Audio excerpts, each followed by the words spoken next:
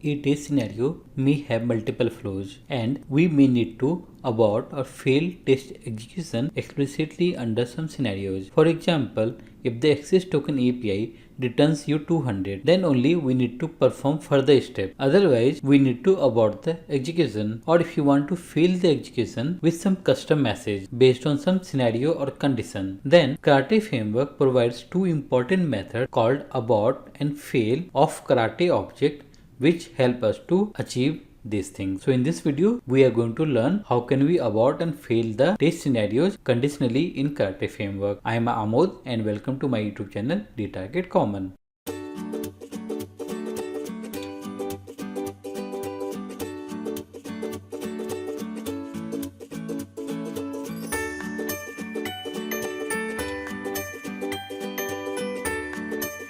We need to be careful while using abort and fail in our Karate framework.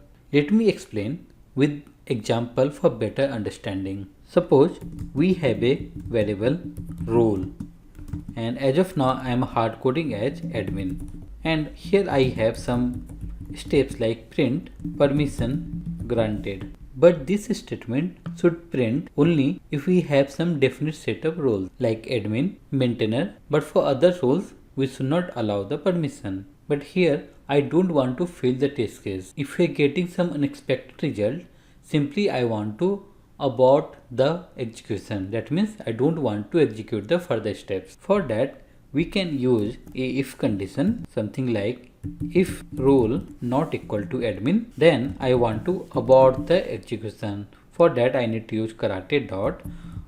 Let me run this scenario. So in the log, we can see it is printing permission granted. Why? Because role is admin and this condition is not satisfied, so execution was not aborted. Let me put role as employee and run the scenario. Now we can see scenario is passed, and if you go to the log, it says that it was aborted at line number 5 because this condition was satisfied and we simply aborted the execution. That means these steps will not be executed, but still my test case is passed. And if I open the report, here also if you see, it will show like scenario is passed, but the last step was skipped. But instead of aborting, you want to fail with the proper error message. That means if the role is not admin, I want to fail. For that I will use karate.fail, and here I can pass some descriptive error message like role must be admin. And if I run this scenario, then let's see what happens. So this time you can see scenario is failed, obviously because we are explicitly failing it. Let me open the report. So here we can see feature file is in red color. If you open the scenario, then first step was passed,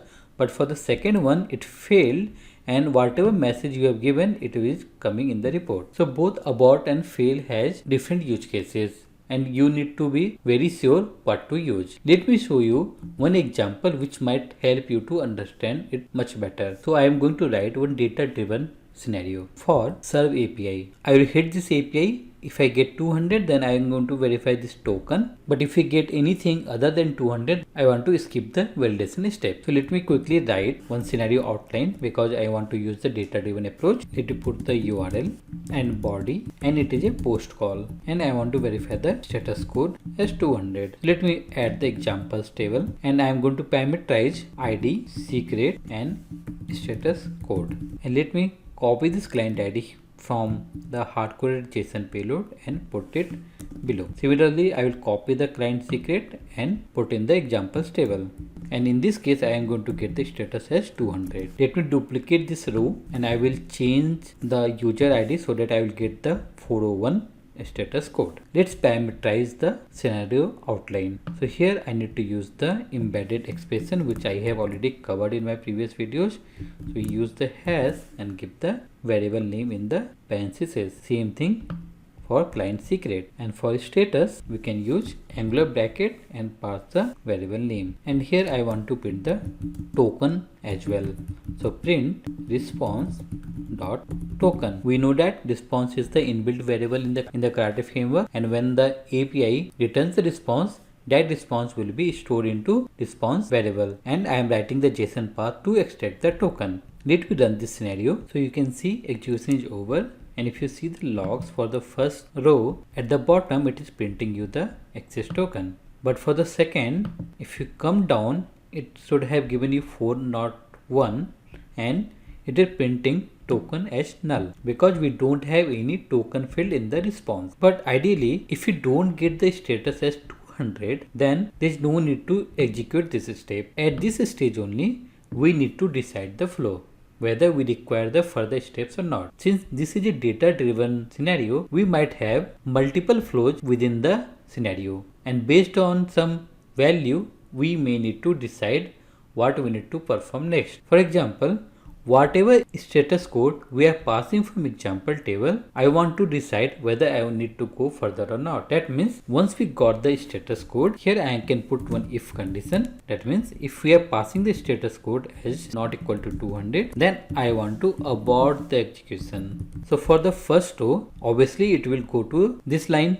But for not 1, it will not go to this line because this is not needed. And for this scenario, we are already satisfied because we are expecting 401 status code when we are passing incorrect client ID. Let me run this scenario. So execution is over, and if you go to the first row, then at the bottom it is printing you the access token. But for the second one, it is saying that we aborted at line number 20 because we are not passing the status code as 200. Let me show you the report as well. In this report, you can see feature file is passed and first scenario is obviously passed. But for the second scenario, the last step it is showing as orange. That means skip. We can override this, means if we are aborting it, then remaining all the steps should be marked as passed. For that, we need to use configure. We have a keyword called configure, and here I am to pass one key to override the default behavior where remaining steps will be marked as skipped. For that, we have the key called aborted steps